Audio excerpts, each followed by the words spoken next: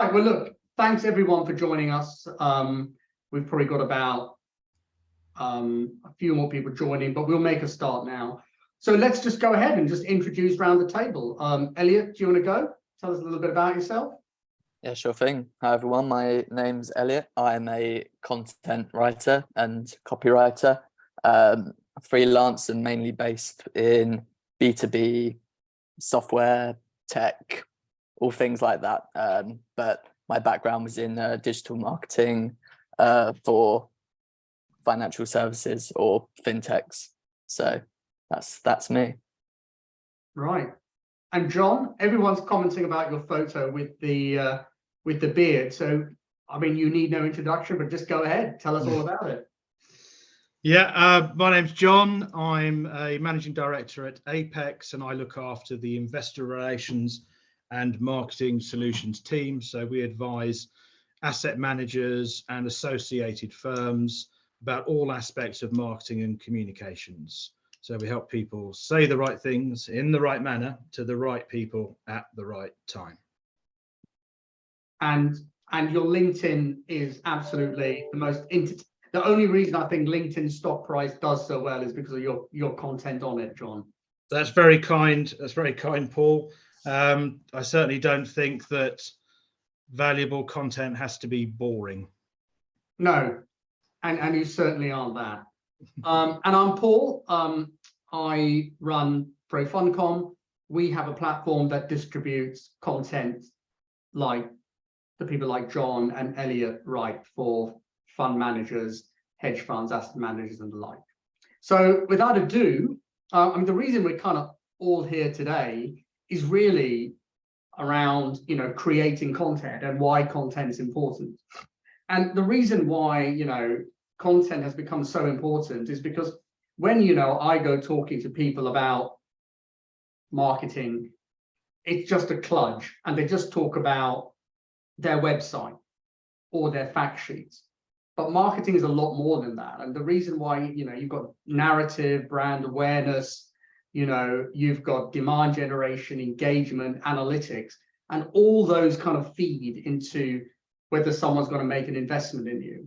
But the hardest part of this, and John and Elliot, you can agree and disagree at this point, is creating content, tracking the analytics, creating content, tracking the analytics, and building more and more content so you get better digital analytics to kind of see what's working and what's not working.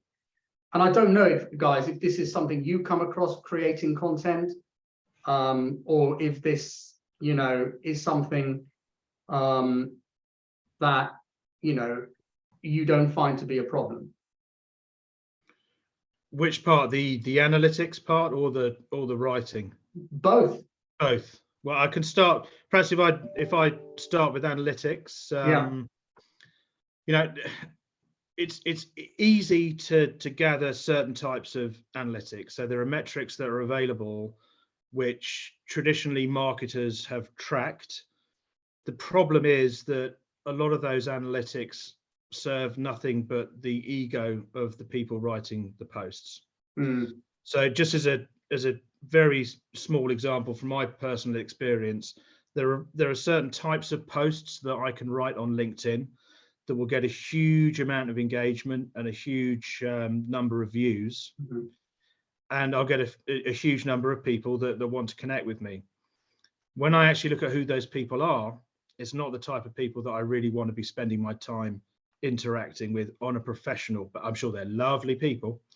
But from a professional perspective, it's not really my target market. So I think the most important thing about analytics is to look beneath them and have a proper understanding of segmentation, to understand, are these likes coming from the people that I want to be doing business with, or are they people who want to be selling me stuff? Yeah. Yeah, and on the content creation side, guys?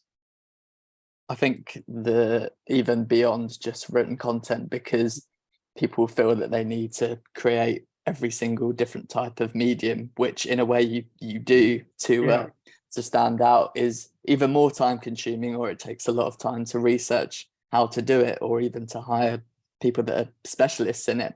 And then I think when that happens as well, people aren't sure whether to go down the quantity or quality route, when I think, you know, you could make all the content in the world, but if you're not kind of keeping your brand or tone of voice across every single one of those channels and every bit of content you do, then there isn't really much point. Right. And do you know what effect tone of voice has, like, on the content you create? I think it just makes your brand far more recognizable, especially over time. A lot of things that I've experienced from working on different tones of voices is sometimes it's easier to have like your own little kind of brand playbook that you should always play by, so that your kind of particular phrases that you use to show you know what you're talking about aren't kind of slight variations on each other all the time that makes you look like you don't know what you're talking about. I think when you see the same phrases, the same selling points, the same kind of value drivers basically, that are all in the same consistent manner, then that will build trust, and people will know exactly where to look. Right. Yeah, I mean, I'd agree. I think, you know, good content really only comes when you have a proper understanding of brand, and you have control over things like your brand persona. So, you know, one example, if you think about, you know, the classic "Just Do It" Nike slogan, it's not, you know, just do it in America, and then in the UK, perhaps we should consider proceeding with the action that we discussed previously. You know, you have to keep that consistency. Yeah. One thing about marketing in general and getting your message out to sort of the wider market is that it has to be memorable. It has to be repeatable if it's going to be effective. It's no good sort of saying one thing one way, then the same thing different ways. You don't build upon it. You need to get the message out at least sort of 7 to 10 times before people even start to perceive it. And often these messages are the entry point to your brand. They're the entry point to a conversation with you. So you need to make sure you're authentic. Sure. And, you know, it's really interesting what you said there, because Harvard Business School, and obviously because if Harvard Business School said it, it must be true, have said it takes 7 to 11 touches of the marketing message to actually engage with somebody. And that's why, you know, whilst you're building your narrative, your brand, your demand strategy, your engagement, and your analytics, and kind of building up content and analytics together, what that feeds into is into marketing automation. And marketing automation is fundamentally, as you said earlier on, is touching people at the right time, at the right place, with the right message. And it's kind of building that. And ultimately, you know, that is kind of the big change in technology that, you know, we're finding, is that people have kind of are moving away from just sending one email or one post or one video and just leaving it at that, but are actually taking the analytics and then are using tech to actually engage with people at different times, and, you know, and trying to be front of mind at the right time, at the right place, with the right people, as you mentioned, John. It kind of all ties into that. So obviously, you know, wondering where does content start and where does content end and where does tech start is actually now, it's the whole mix. Yeah, I think if you're not employing the technology that's available to you, you are definitely missing a trick with your content marketing. It can still be effective and still get you some results, but it won't be as effective as it could be. How can you iterate on a process when you don't know whether it's being successful or not? You know, that's a real challenge. And then just to go back slightly to your point about the touch points, you know, one of the most powerful things about content marketing is it allows you to have that regular touch point with your potential clients, whether investors, whether it's deals you're trying to do, and so on.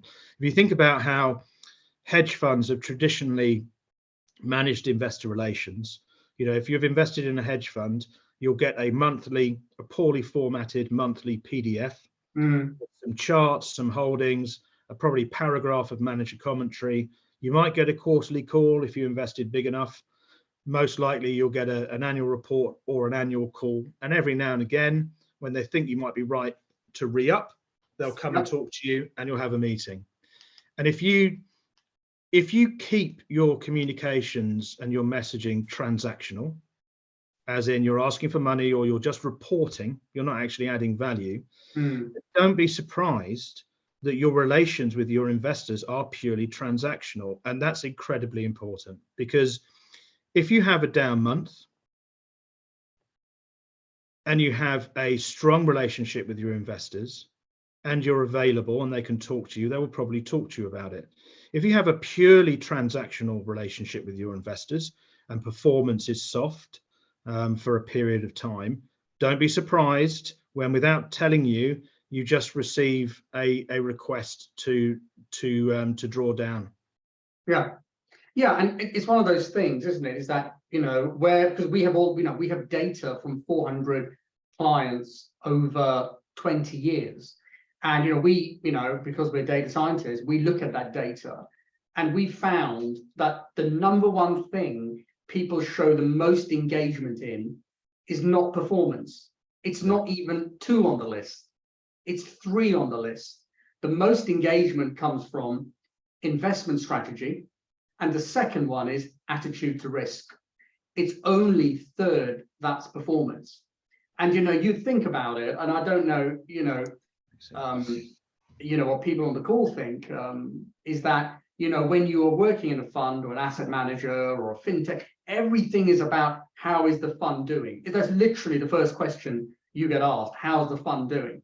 But in reality, what's really people asking is if we're in it for the long term, long only whatever, it's almost around, well, tell us what the investment strategy is, how closely are you coupled to, your belief system, and how does that tie into, your whole ESG policies, whatever that is, but also tying into attitude to risk, and it's more, and, the more I talk to people about this, the more they kind of say, oh yeah, it isn't all about performance. So yeah, and on your point, John, we've got some writers who are clients of ours who just get no engagement, and their response is ego driven. Well, that's because nobody understands what we do. Well, so those writers should probably talk to some experts then. I know, right?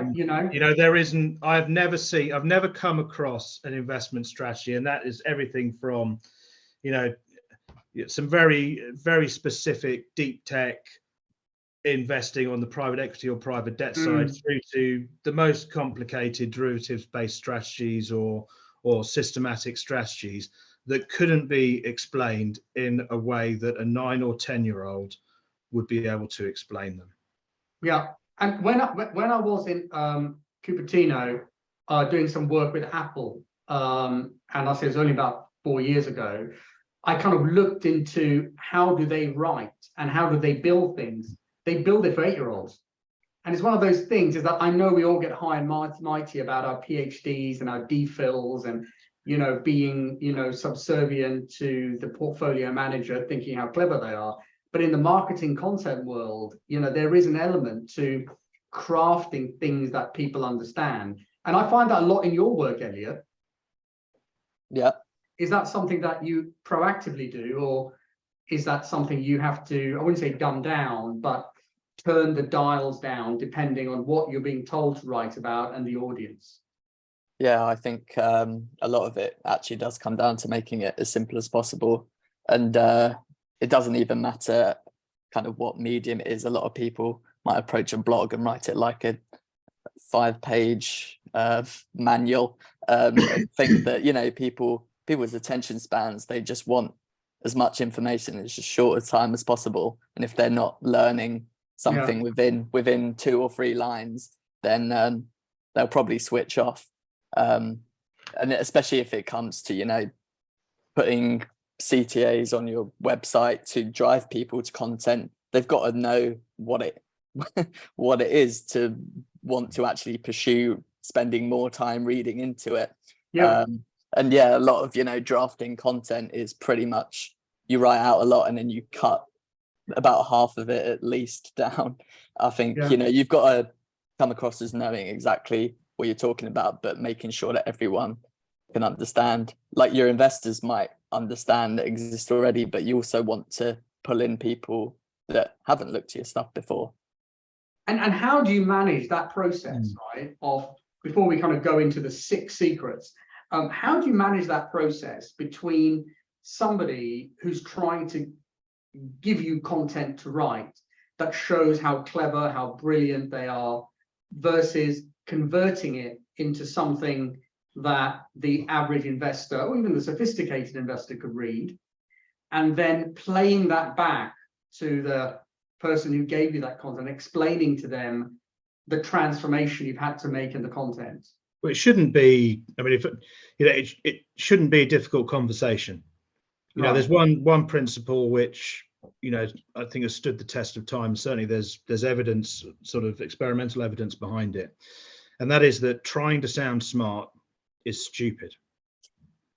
If you use overcomplicated language, over reliance on technical terms, then you actually come across as somebody who's going to be difficult to deal with. If you think of the average investor dealing with sophisticated hedge fund managers pre-Madoff, that was all they did. They would get you in a room and they would try and bamboozle you to the point that you felt utterly inadequate, that these were the smartest people in the room. That's not the right approach to take nowadays, and hasn't been for a good few years. And it all comes down to clarity. So the real trick is when you're actually speaking to the manager or the technical expert, whoever they are, you need to feed back to them what they are saying with absolute clarity. And oftentimes experts have become so reliant on technical jargon that they aren't 100% certain of what the stuff they're saying actually means. And I've seen many sort of times when I've been sat talking to certainly some hedge fund managers where they've given me a very, very long sentence with very complicated words. And when I dig into actually what are they trying to say, they realize themselves that they don't fully understand it. Now, they understand the principle of the strategy and so on, but in terms of actually articulating it, they don't have the clarity of thought. And if you think about this from an investor's perspective, who would you rather invest with?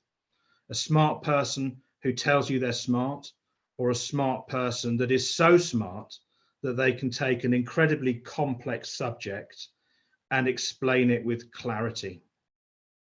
And I would definitely choose the latter. Yeah. Yeah, and it's that human instinct, isn't it? Is that, you know, if you can't be good, be humble, but ideally try and be both. Yeah. You know, and I think people, you know, people may nod their head and smile if they're being bamboozled, but, you know, I think your instinct would always guide you to, you know, especially when it's down to money and investing. And, you know, you obviously you'd hopefully you've done your due diligence et al., but there is the element of that human connection will drive the behavior. Yeah, and you can't, you know, post Madoff in particular, right?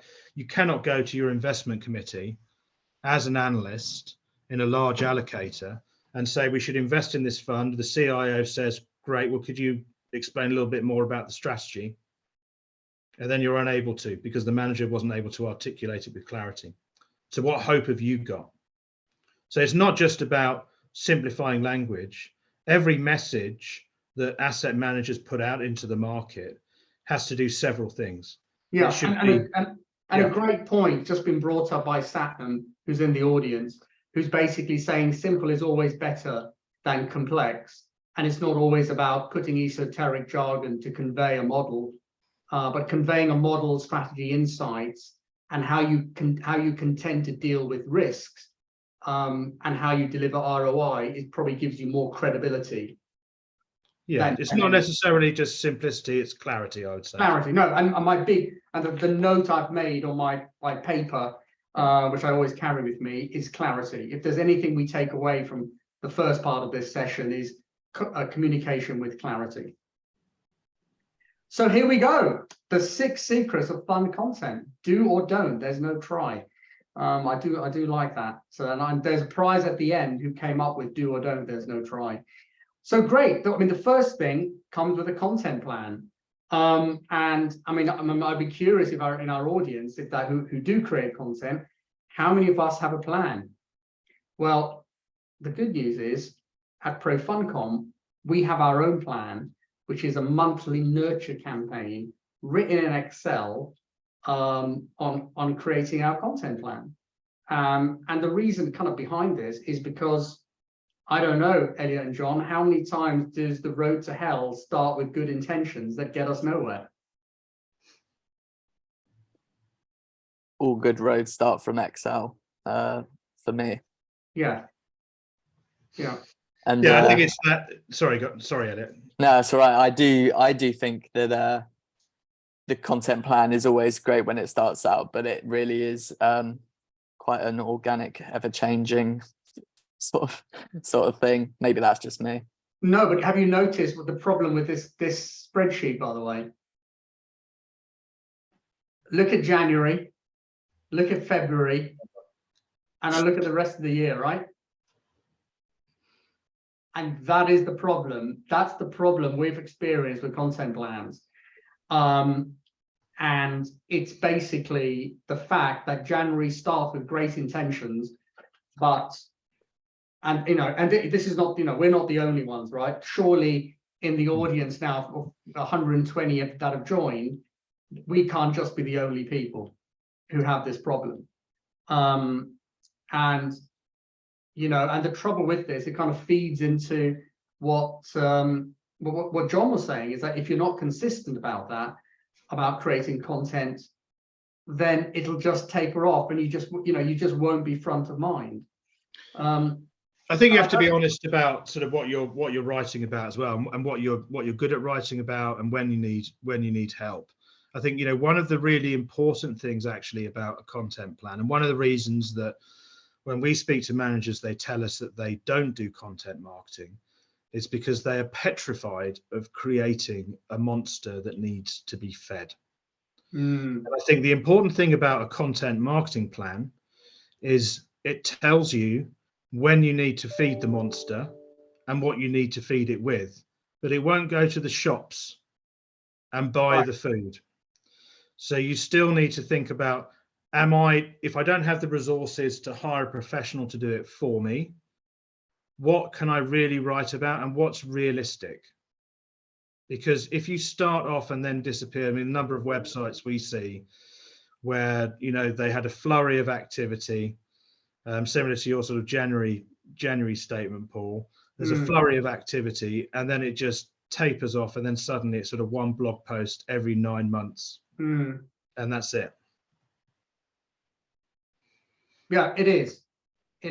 And I think, one of the most interesting trends we're seeing, that some of our most conservative clients, and we've got kind of 400, off the top 100 hedge funds, I think 30% are clients of ours, and in the top 10, nothing like a humble brag, right?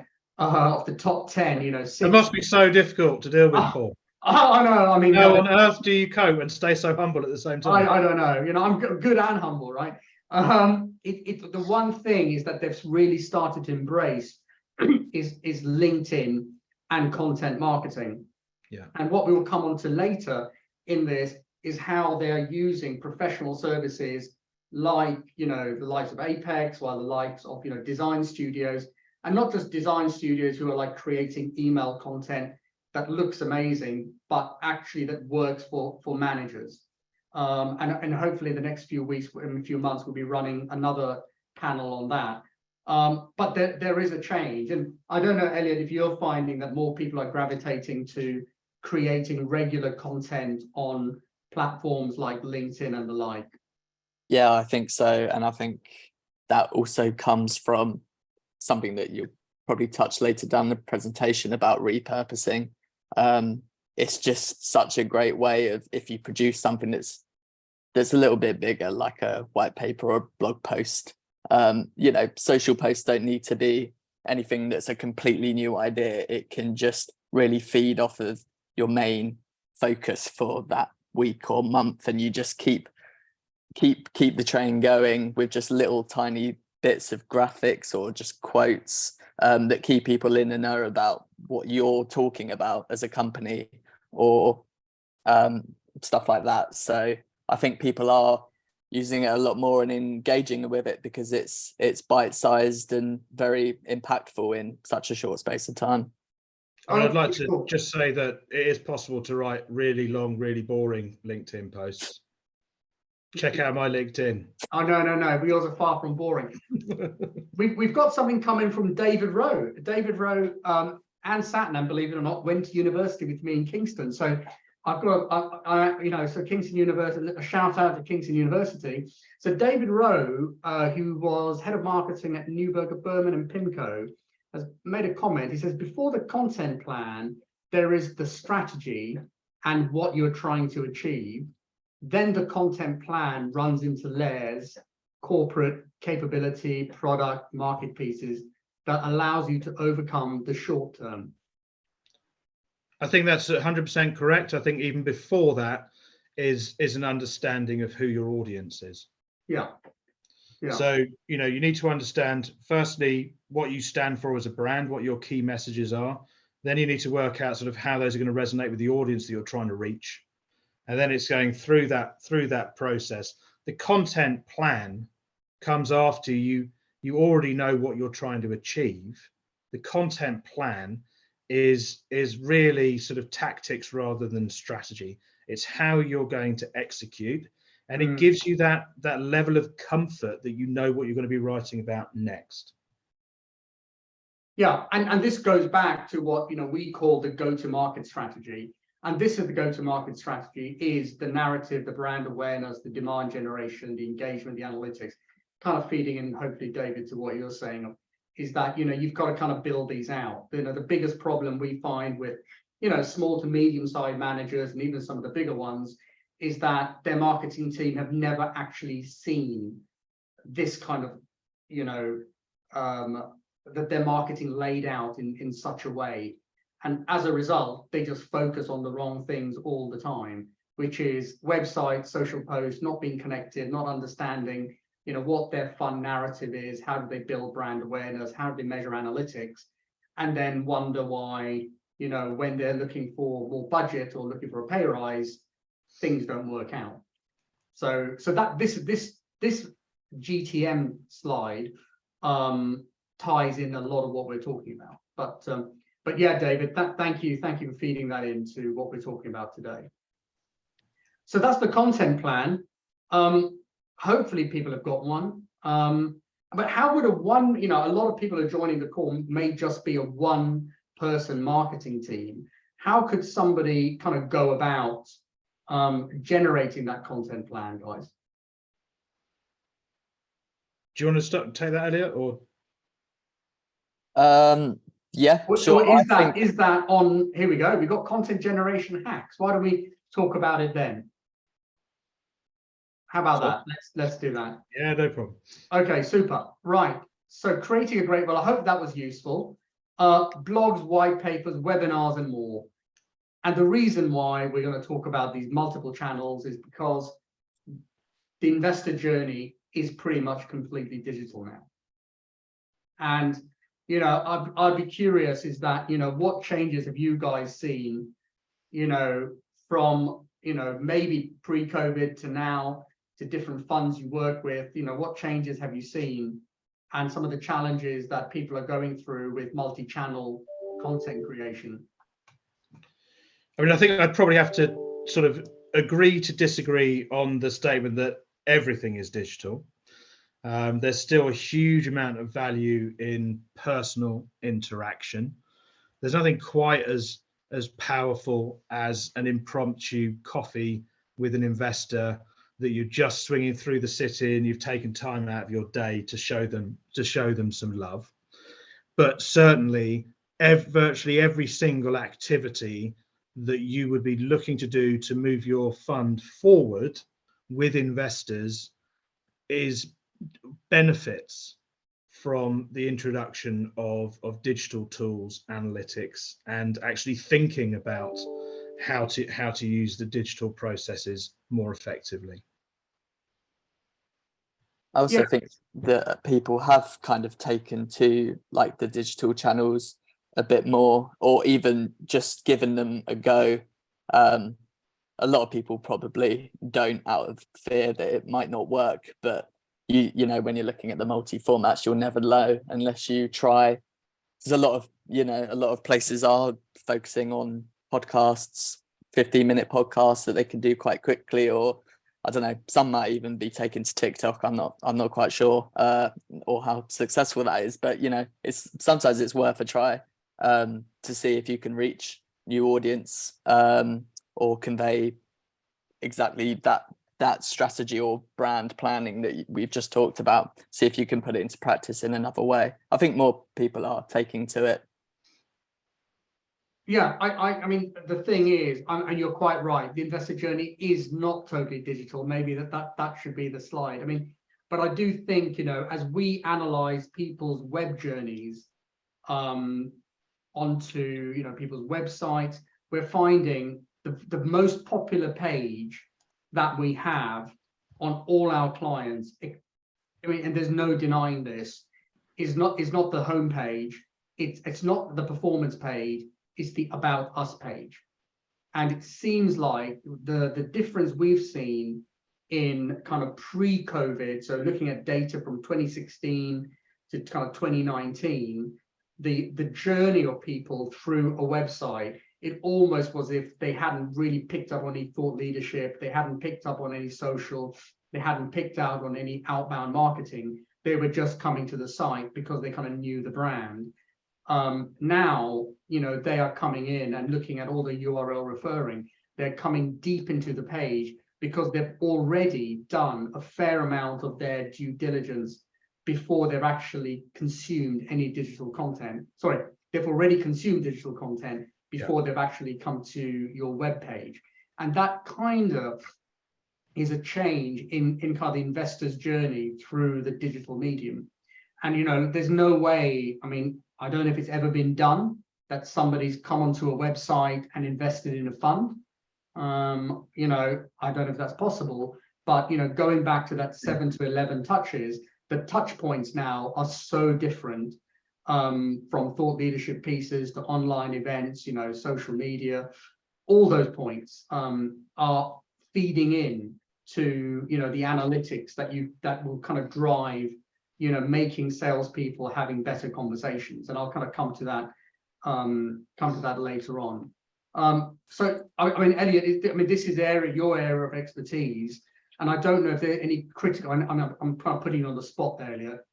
Sorry. And both of yours area of expertise is that, has there been really any change in how people are communicating through their content, or do you find it to be relatively similar over the, you know, let's say the last 3 or 4 years? I mean, the biggest change that I would say is that fund managers are finally realizing the power of video. Right. You know, that's something that they've been reticent to use in the past.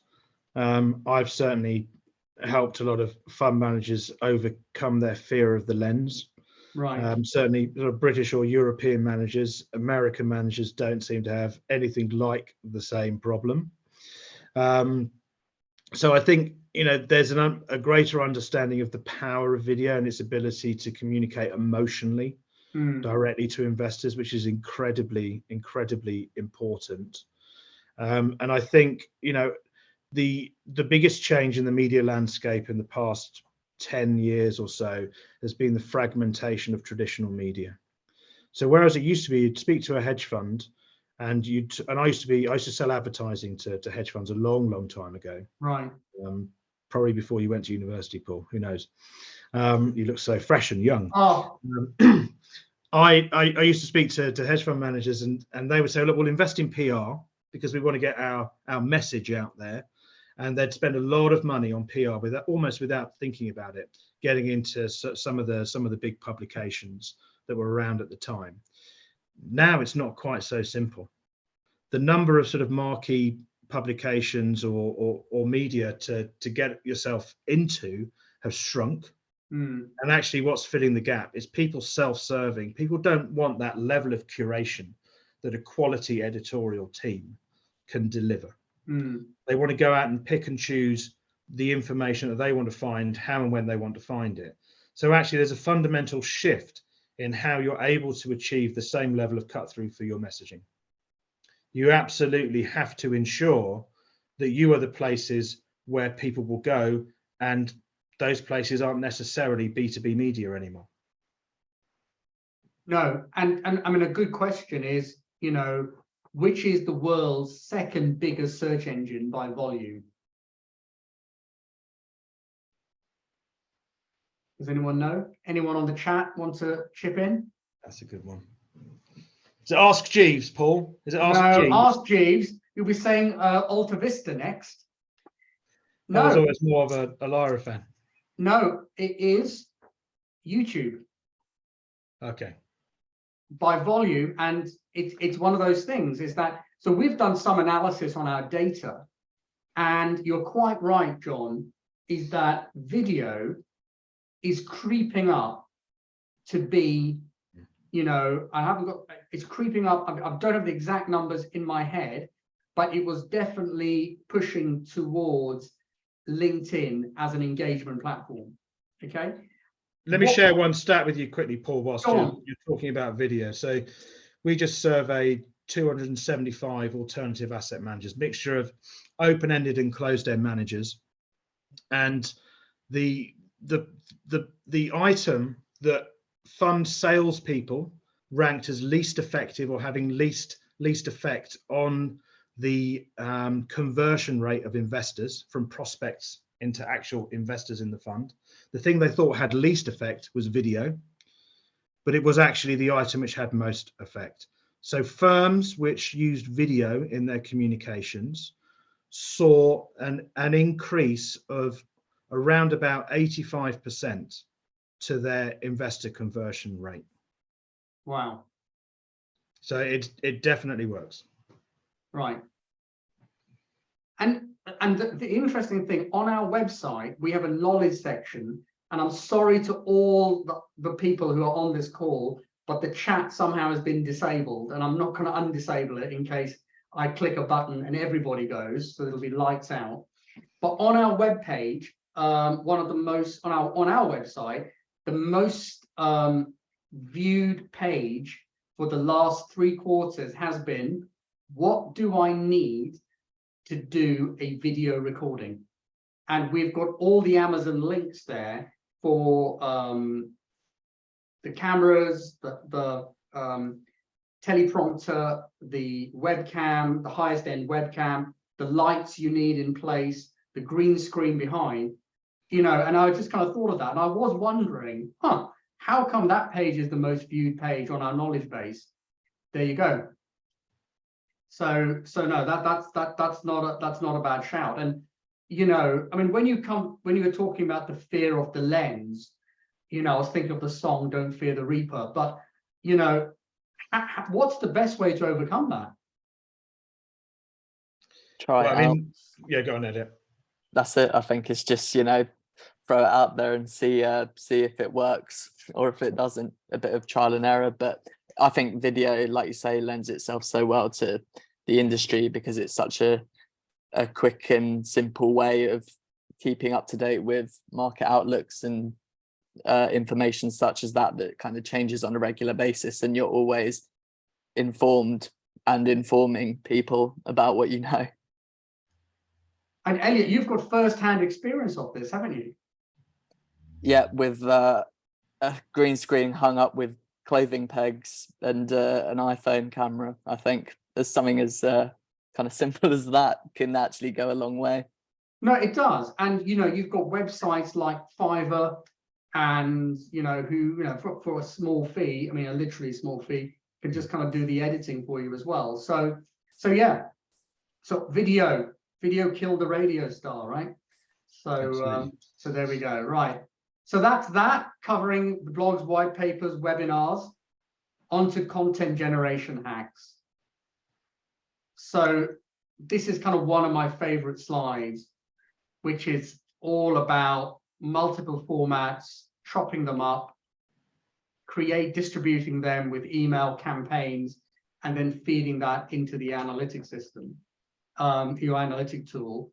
I mean, my biggest question with all of these is, you know, what is the best process to kind of build this into your marketing processes? I mean, the classic is to start with a piece of research or a white paper as your sort of big ticket item, and then start disassembling it. You know, each white paper can probably get you 3 blog posts, 3 lengthy blog posts.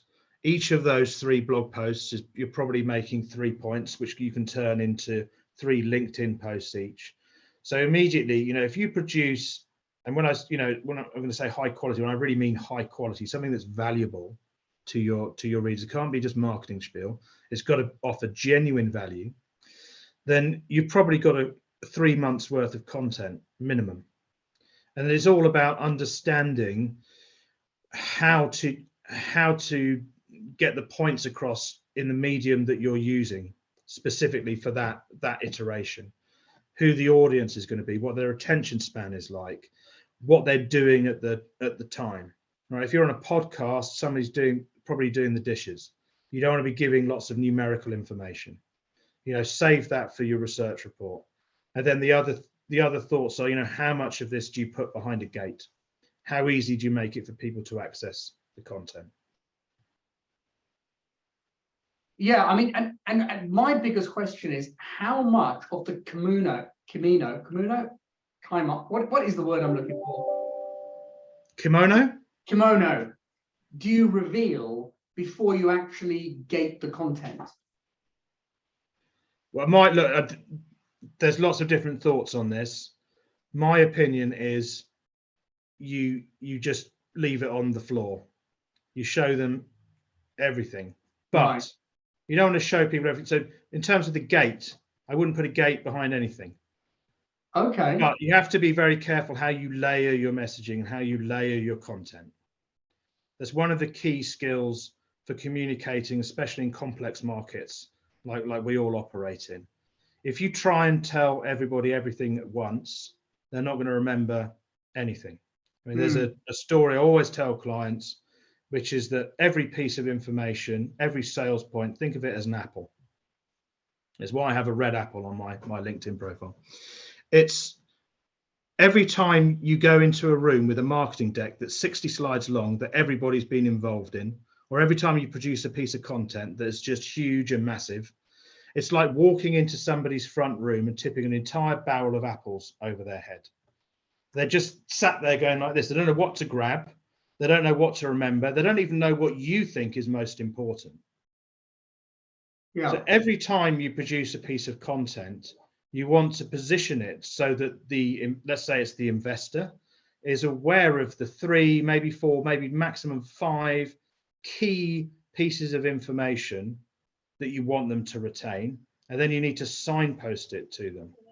And each one of those pieces of information probably supports its own document with an extra level of detail. Otherwise, you know, you're writing, War and Peace on a freeway sign. You know, you've got to make it easy for people to digest and understand what they should be taking away from the document. Otherwise, they'll decide what they think is important, and they'll probably miss the major messages that you were striving so hard to get across. Yeah, no, I'd agree. And you know, I know you spoke about, you know, creating a white paper or creating some research. What I have seen one of our clients do is actually record the portfolio manager or, you know, or the fund strategist, actually or the investor analyst, just record them on, I don't know if anybody remembers a dictaphone, or now people are using their iPhones, and then getting it transcribed, and then giving the transcription to a professional copywriter to build out, you know, those various pieces for the video medium, the short medium, and the long medium. So that's another hack that I've seen being done to reasonable effect. So Elliot, what have you got? Any cool hacks? You took my one there about the voice notes, Right. or even video. I mean, even something like YouTube. You can get transcripts via YouTube as well that can do it for you.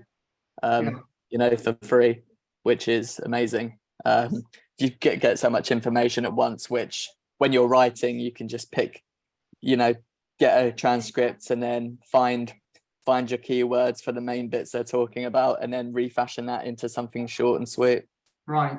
And it is, I mean, and this is the thing, but the really, really, really, really important part of this is if you transcribe something, it has to be rewritten by a content expert, because that becomes the problem. The problem becomes, and I've seen this, they take the transcription, feeling clever about themselves, they get it transcribed, sorry, they take the recording, get it transcribed, feel clever about themselves, and then start to decipher what's been written.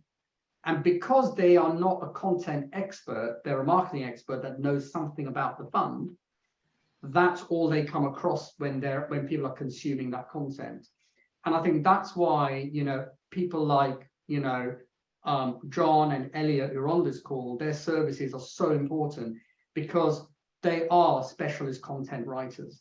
And when you kind of read their content, it actually fits, you know, the brand voice, it fits exactly, you know, what an investor wants to read. And, you know, yeah, of course, if you do it yourself, you know, of course, it'll be cheaper to do, but then you end up, you know, not doing a marketer's role, you become a copywriter. And you look, by the end of the week, not only are you running out of time to do your day job, your content's going to be pretty crap as well. And you'll see that if you kind of go, if you look at someone's website and then you kind of look at the content and then you kind of see, it looks a bit, you know, the new word I've learned is sketchy, you're not going to get trust. And, you know, one of the big things I learned when I was at Apple was Johnny Ive, who is, I don't know if anybody knows, you probably do, is the designer of the iPhone, the iPod, the iPad, and the Mac. His big thing is trust comes through design. And people trust because they look at something and they know it's been well designed.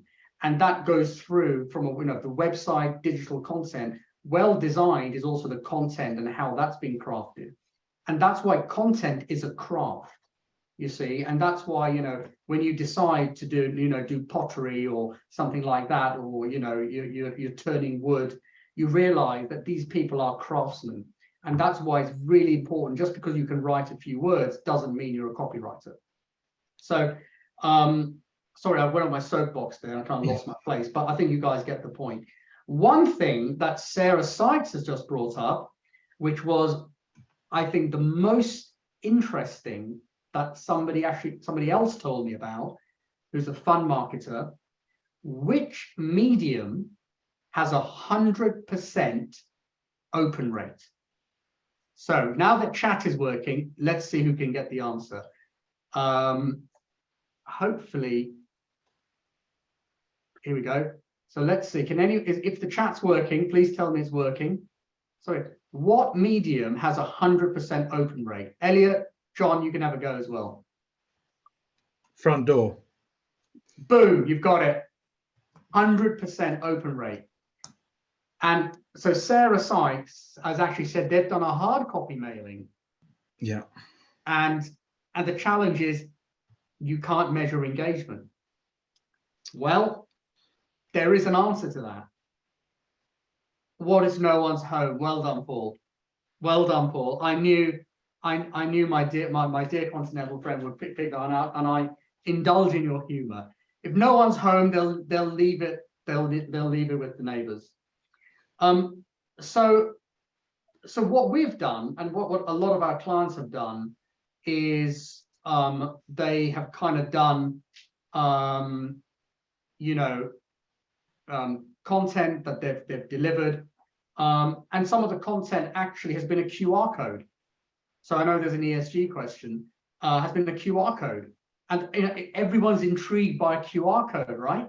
So what could this be? And the QR code got something like 93% uptakes. Just a simple QR code. So there is different ways to do things. And the QR code thing was so genius. I was like, damn, I wish I had that idea. So again, it's different. But I think the message from this section is one of the biggest hacks is just repurposing content the best way you can. So that was a bit of fun. The other thing, one of the biggest hacks, and this is kind of going back into the automation, is once you've created 7 to 10 bits or 11 bits of content, well, guess what? You can recycle.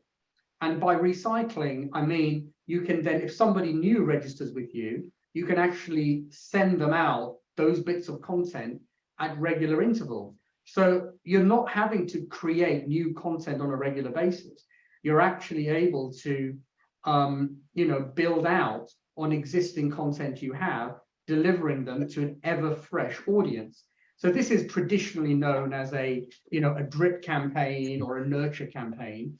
And one of those is all about, whether you're in the headspace that you want to dominate the conversation about your strategy.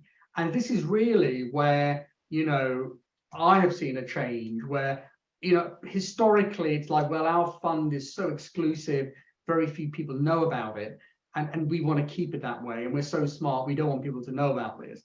Where the kind of move, as there is a gravitational pull from TikTok, Facebook, Instagram, that kind of social, is to say, well, we don't want to go that way, but how can we dominate where we are right now? And email is still the 90% preferred method of receiving fund information. And it's got both my kids through university. So on that basis, long live marketing automation and email.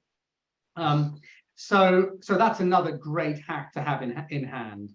Yeah, and you just need to remember as well that, right, old content is only old if someone's seen it before. Yeah. So one of the things that I would add to content generation is, don't just focus on market commentary. Don't just focus on items that have a shelf life. Try and also communicate on the larger sort of longer standing content that can last for months, if not years. And the way you think fundamentally, it shouldn't change that much over that sort of period. Specifics will change, but your core philosophy, your core tenets, they shouldn't change that much. And if you can demonstrate that, by the way, to investors, it gives them a lot more confidence that you are who you say you are. Investors want to know that they don't like surprises. They want to know roughly how you're going to act in a given situation, good or bad. So it's a great way to build trust with your audience. It is, and what we do as well is we create, and some of our client men as well, they create dateless nurture content, so it remains dateless. So it's not talking about last week's, run on the banks or anything like that. It talks about things that are generic enough to go into a nurture campaign. Right, moving on. So on this, we're coming up very soon to our next webinar, where we're going to talk about creating really, really great email templates, because as you know, everyone goes crazy for a sharp dressed fund, right? So and it is, creating great emails again is part of what funds put out there, which is probably in some cases 100% of their digital comms as it stands today. Maybe some it's 90%, but it's the most important. And so who's on this call is Alan Pitchforth, and Alan has very kindly, Alan runs a company that provides templates that are really built for fund managers, that's built around their brand, that's built around putting charts into emails, also the ability not only to put charts, but also the ability to put tables, performance tables, all this kind of information is all the work that Alan has done with some of our clients, some of his own clients, and hopefully we'll get him on a webinar very soon where he'll be taking us through a workshop on how he does this. This is all built within the ProFundCom platform. Other products are available to do this as well. So that's kind of around templates. I'd love to bring Alan on right now, but we're kind of getting close to the hour. So let's talk, guys, about sharing. Where is the best place in your world to be sharing and how to share? Excuse me. How and where to share what? I mean, one of the first things is get your team behind you. If you're producing content, make sure they are doing their bit to sort of drive engagement to it. When you talk about sharing, Paul, what do you mean? Do you mean repurposed content, or do you mean? No, it's like, you know, what's the best channels to share on, times, dates, months? I mean, you are the expert on LinkedIn, so you know if anybody's going to tell us, it's going to be you, right? Well, I mean, there are various myths around LinkedIn, and the LinkedIn algorithm is fickle and is forever changing in order to adapt. So I think the biggest thing is to try and be consistent. If you can build up a rhythm and people sort of have a sense of when to expect to see your content, that is a good idea. It doesn't hurt to post at a time when your markets are online. So a good time for me to post content is between 10 a.m. and midday in the UK. You'll catch some of the early risers in the States, and you'll get the majority of the UK. But these things are in flux. The more people that flood into a certain area, the less likely you are to stand out. So actually, one of the most important uses of analytics and digital analytics around engagement of your marketing content is to understand that it's not, you know, 10:27 on a Wednesday is the time you should be sending your weekly note. It's to get an understanding of and actually track that over time and see how and experiment, because these things do move. You know, there used to be certain ways of communicating that were almost guaranteed, and once everybody started doing it, you don't stand out anymore, and you don't get the same level of engagement as you would have done in the past. No, for sure. And you know, and again, because we've spent a lot of time looking at this ourselves with the data we have, and what we've found is that, you know, obviously social media, you know, LinkedIn is probably the place to be, but what we are finding is that the quick and easiest way is around talking to existing investors and networking at events. So that kind of goes back to your previous point, John, about not everything is digital. Another good place is investment platforms, if that's your strategy. But social posts and social direct messaging seems to be in that sweet spot of it's not too hard to do and it's not too expensive to do either. And that seems to be a good place to be. And then, you know, people are building out automations where when people connect with them on LinkedIn, they're able to then add them to that nurture campaign that I showed you earlier on, to actually start to, you know, nurture them into, you know, their strategy, into their fund, their attitude to risk and all that. The worst case scenario, which is literally, I couldn't think anything worse, is where people build a website and go down and decide that they're going to use ads about their fund and spend money that way and spend money on SEO because it just doesn't work. And it's almost like you are so wrong, you know, you might as well you know, you might as well just give up, because I think it's part of the mix, but it's not. But I've seen too many people just focus on just website and SEO, because they're not putting in those building blocks of brand awareness, demand gen, all the stuff we're speaking about today. So marketing is a craft in itself as well. Yeah, I mean, how many people on this call, you know, got an investment from an investor that typed hedge fund into Google and then found them on page 1 of Google and then immediately felt like they wanted to invest?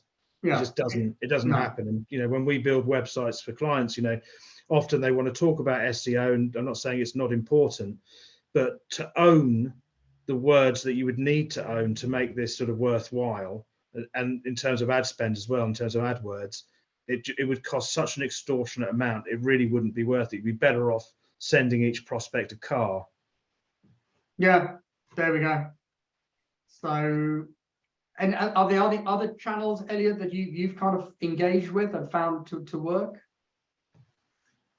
No, I find LinkedIn the best pretty much all rounder for professional communications, and I feel like it's you know, it's kind of built-in analytics as well. Help, like you say, when you kind of try out different times of posting, people get very hung up on it, but it's that built-in free data analytics that you get in for individual posts that can inform when you should be putting up certain pieces of content. And again, LinkedIn is an art in itself as well. So it's not, you know, it's very hard for a marketer to do all of these.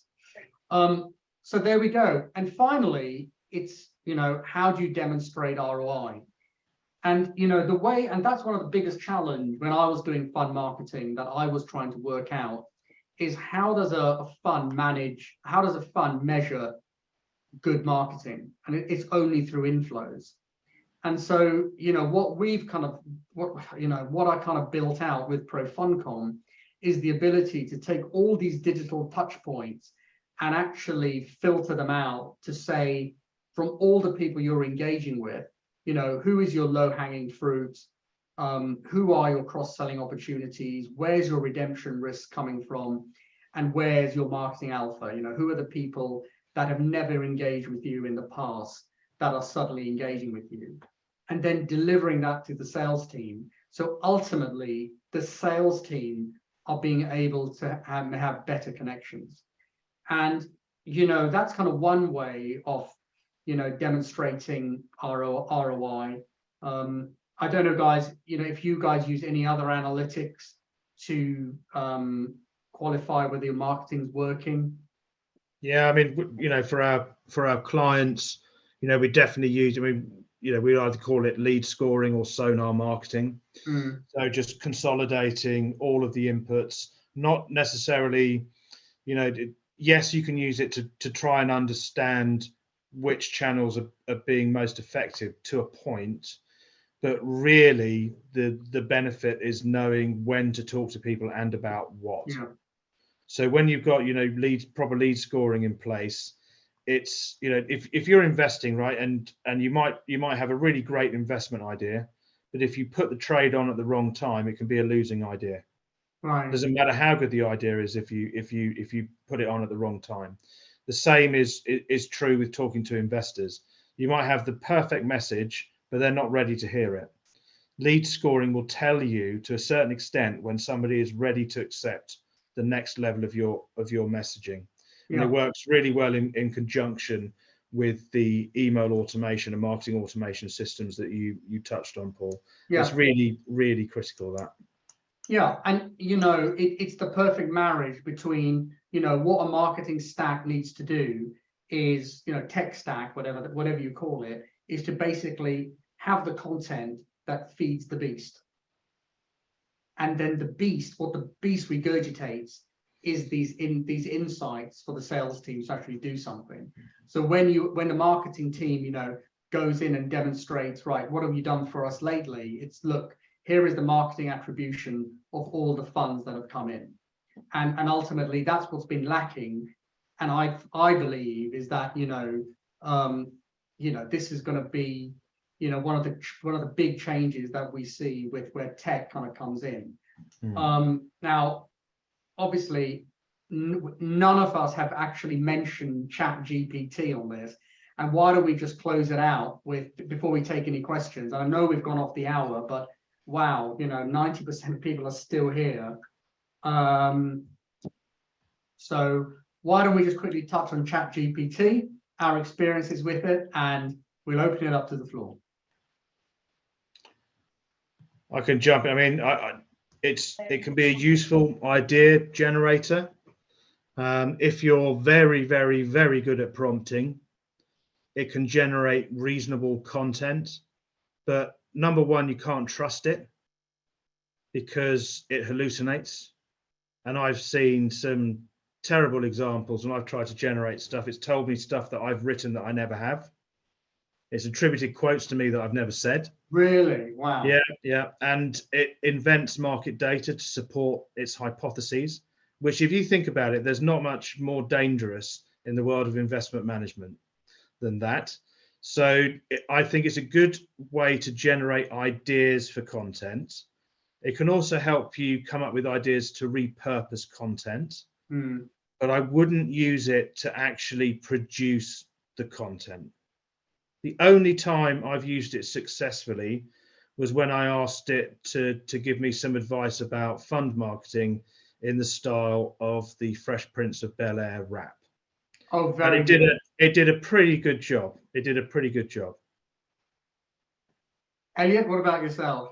I haven't used ChatGPT specifically at all, not even out of curiosity. Right. But I have used another service.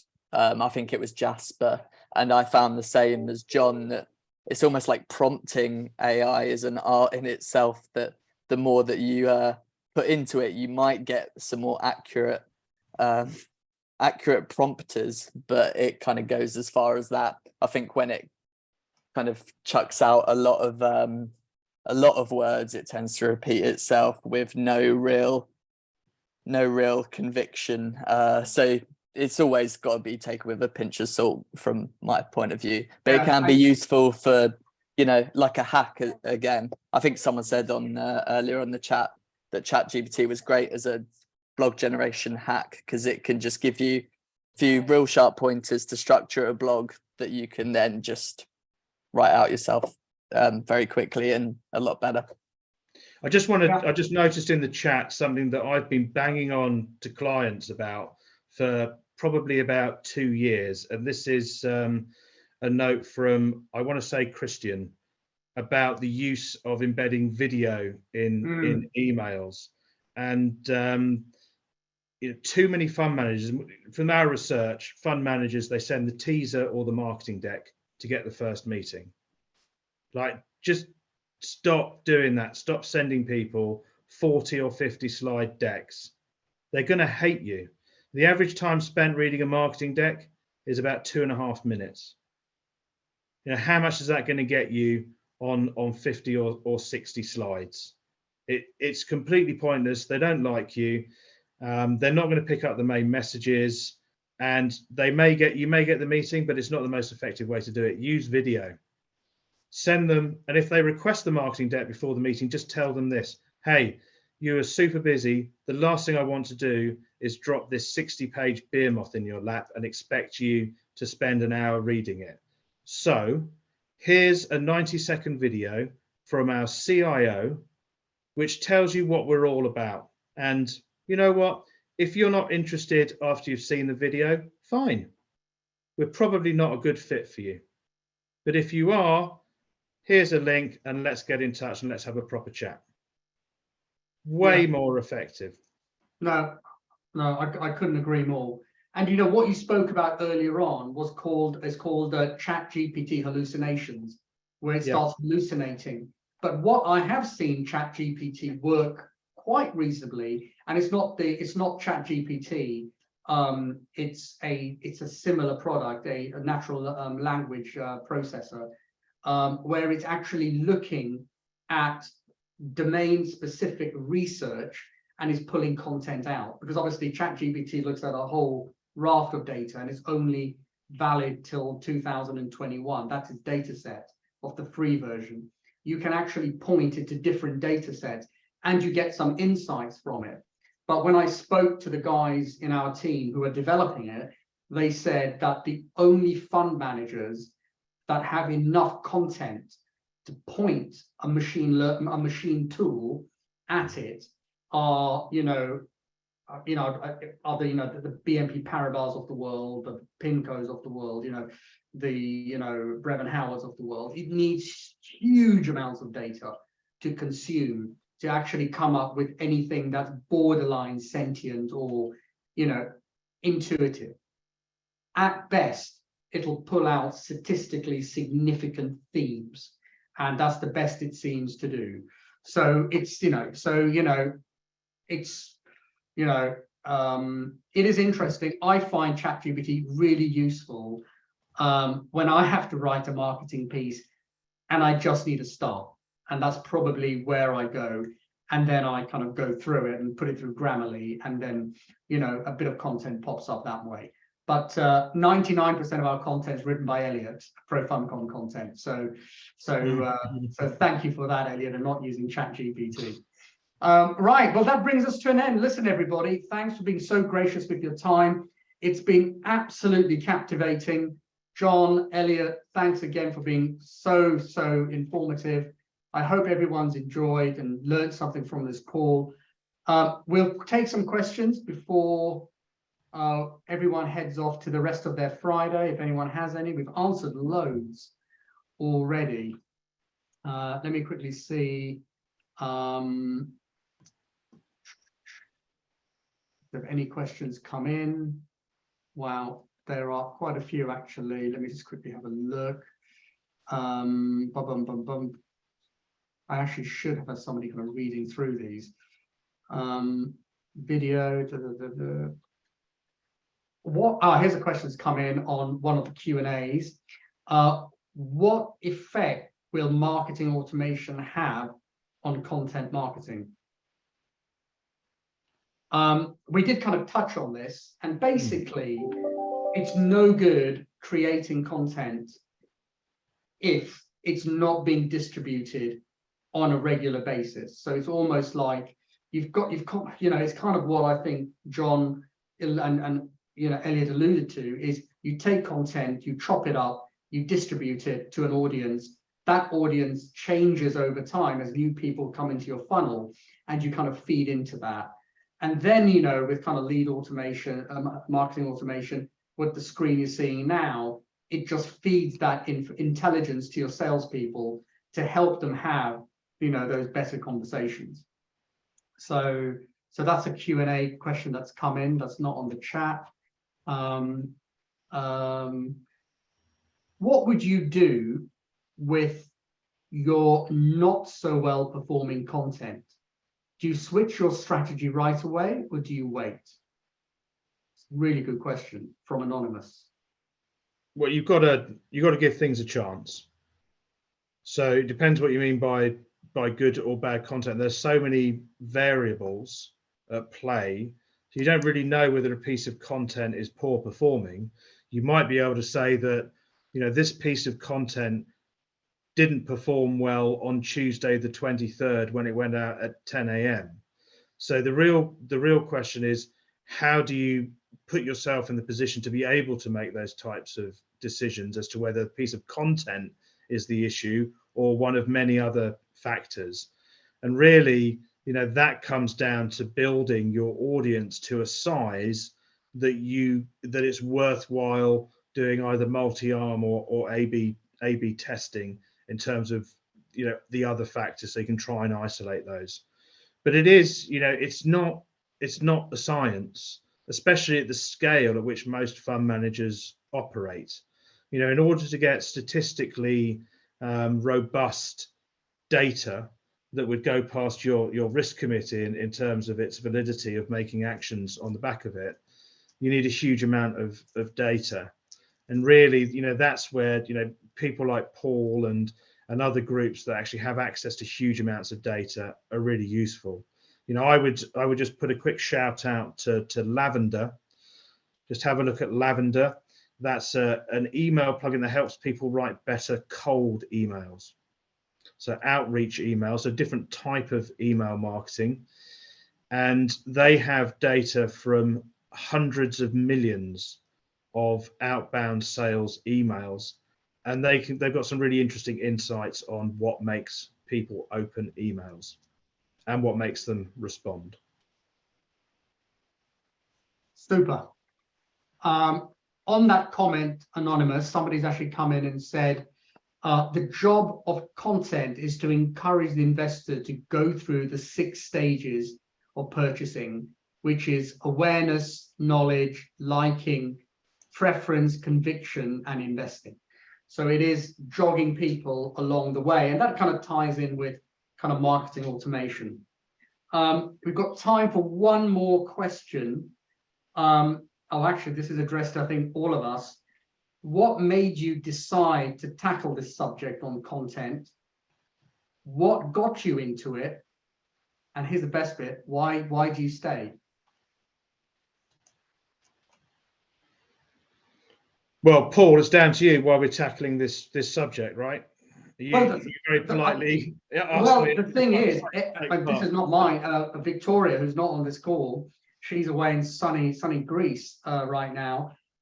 She just said the more important people she speaks to, they've got 2 big concerns. One is creating content and creating it on a regular basis, and being small marketing teams, finding out that the more content they create, the less marketing they can do. And that's kind of where we got onto this topic. So yeah, and the reason I got into building marketing automation platforms for hedge funds is because I worked at a hedge fund, I did marketing, and I just thought there has to be a better way to do it, a better way to give leads to salespeople. And there we go. That's me. And why do I stay? I don't think I can do anything else. I hear you're the greatest dancer. I am the greatest dancer. For me, I mean, I've always been fascinated by sales processes. I studied natural sciences, but specialized in experimental psychology. So I've always been fascinated by how people make decisions, and in particular, how people make buying decisions. So marketing is just a huge part of that. And when I think about marketing, really, I'm thinking about sales. How does marketing support the sales function? Having been sort of in frontline sales for about 10, 15 years, I realized that actually the biggest factor that was affecting my success wasn't necessarily anything I did as a salesperson. It was the activities that I undertook that were traditionally described as being marketing. Right. Super. And Elliot, what about your good self? Yeah, I actually kind of second what John's saying there about the sales and marketing unit combined. When I was working in marketing, I found that talking to the sales team that actually are the people that talk on the phones to people and get all of the insight are the ones that gave me the ideas, so I didn't have to think of any ideas by myself, which was great.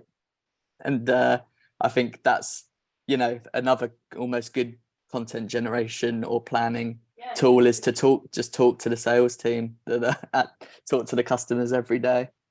That's definitely true, Elliot. I mean, a lot of the stuff that I write about, it just happens to be, I might have a content plan, but I'll have a meeting with somebody, they'll ask me a really interesting or difficult question, and then actually, as I come to sort of try and answer that question, one of the best ways that I find to do that is to write something about it, because it helps me organize my thoughts before I go back to the client with the answer.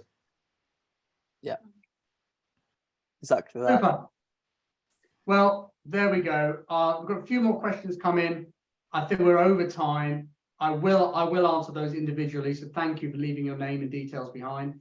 Once again, Elliot, once again, John, thank you very much for being so generous with your time. There will be a replay that goes out, which should be processed over the weekend. So thank you all, everybody, and have a most wonderful weekend. Thanks very much. Thanks a lot. Cheers. Thank you.